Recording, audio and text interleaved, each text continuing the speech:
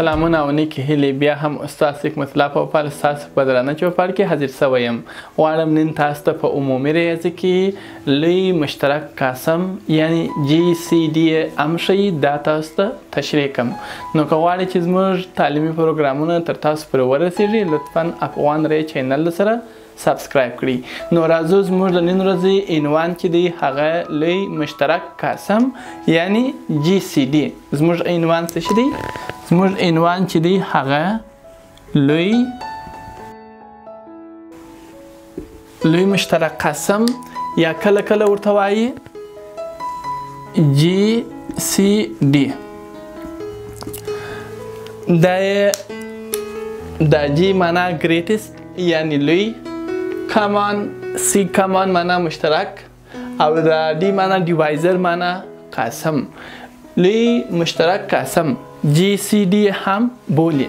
نو که تاسو ته یو څوک وایي چې تاسو د لوی مشترک قاسم تعریف راته ووایاست. لوی مشترک قاسم له هغه عدد څخه عبارت دی چې 2 یا 100 دانې عددونه پر خپل ځان پوره وویشي. که چیرې تاسو څخه یو چا پوښتنه وکړه چې لوی مشترک قاسم تعریف کړئ، لوی مشترک قاسم له هغه عدد څخه عبارت دی چې 2 یا 100 عدد پر ځان پوره وویشي. یو عدد نه مشترک کلمه ورسره راغلې ده، معنا د 100 عددو لپاره یې 100 عدد پر ځان پوره ویشلی سي. هغه کیدای سي 2 یې، کیدای سي له 2 څخه اضافه یي. دا یې تعریف سو. اوس دغه لوی مشترک قاسم چې موږ د عددو لپاره پیدا کوو دا په څه شکل سره پیدا کولای سو؟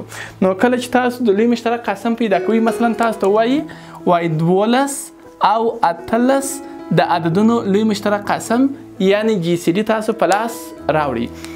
تاسو چې کله د 12 او 18 لوی مشترک قاسم یعنی GCD پیدا کوئ، تاسو هغه عدد پیدا کوئ، هغه لوی غټ عدد پیدا کوئ کوم چې دا دواړه ور باندې پوره وویشل سي. هغه داسې کیږي. دا 12 به هم تاسو تجزیه کوئ او دا 18 به هم تاسو څه کوئ؟ تجزیه به یې کوئ. 12 یویس خانه جب ته ځکه دی واخلم پر 2 به یې وویشم. 12 پر 2 باندې ویشم 6. 6 پر 2 باندې ویشم 3. 3 چې یویس خانه صفر یا جب نه نو پر 2 یې نه ویشو، باید پر 3 وویشو. 3 پر 3 رسیږي 1. دا 18 پر 2 باندې نه چې یویس خانه صفر یا جب نه پر 2 یې نه ویشو، پر 3 یې ویشو. نه چې پر 3 ویشم 3. 3 چې پر 3 ویشم 1.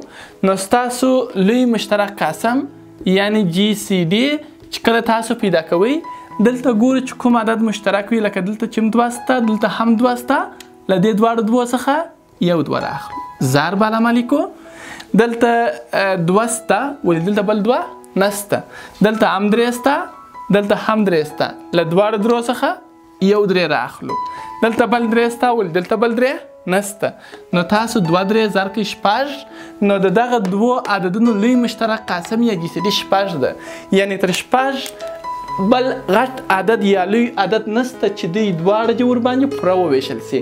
داسې خو څو رانې عددونه نسته چې دوی دواړه ور باندې وویشل سي. اوس مثلا دوی دواړه پر 2 ویشل کېږي، دوی دواړه پر 3 ویشل کېږي، خو هغه لوی عدد، هغه لوی عدد چې دوی دواړه ور باندې ویشل کېږي هغه 6 دی. تر 6 بالا غټ عدد نه پیدا کېږي چې دوی دواړه ور باندې پوره وویشل سي.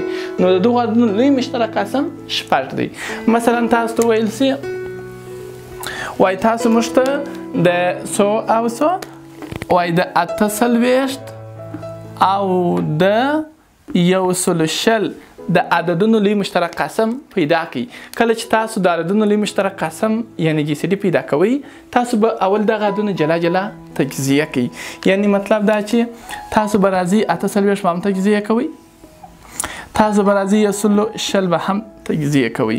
نو دا پر 2 باندې دا 2، دا هم 4، دا 1، دا 2، 12 پر 2 6، 6 پر 2 3، 3 پر 3 1.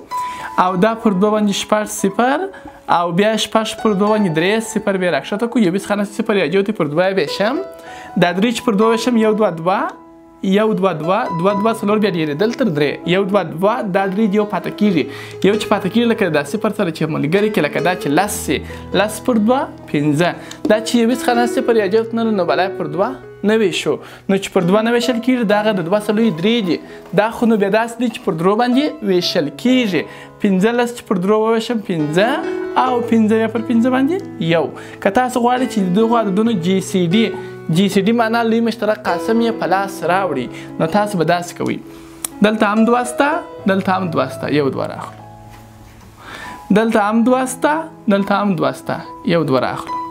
دلته هم 2 سته، دلته هم 2 سته، بیا به یو 2 راواخلو. دلته هم 3 سته، دلته 2 سته خو دلته 2 نشته، دلته هم 3 سته، دلته هم 3 سته، یو 3 به راواخلو. دلته 5 سته ولې دلته نشته چې شریک نه مشترک نه هغه نه راخلو. نو راځو دا ضربو 2 2 څلور، څلور چې په 2 کې ضرب کو 8، 8 په 3 کې 8 3 څلېرویشت. نو ستاسو د دغه دوو عددونو لوی مشترک قسم څلېرویشت دی. څه معنا؟ یعنې تر 40 بالا غټ عدد نه پیدا کېږي چې دوی کې دواړه ورباندې وویشل سي. نو په دغه شکل تاسو کولی سئ د عددو لوی مشترک قسم په لاس راوړي.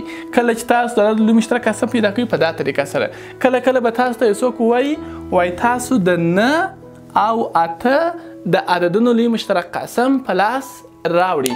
نو تاسو به ووایاست چې 8 به هم تجزیه کو، 9 به هم تجزیه کو. 8 پر 2 څلور، څلور پر 2 2، 2 پر 2 یو، 9 پر 2 نه رسیږي، پر 3 رسیږي 3، 3 پر 3 رسیږي یو. کله چې تاسو جی سی ډي پیدا کوئ تاسو مشترک عددونه پیدا کوئ. دلته 2 2 سته، دلته 2 2 نشته، دلته 3 دلته 3 نشته.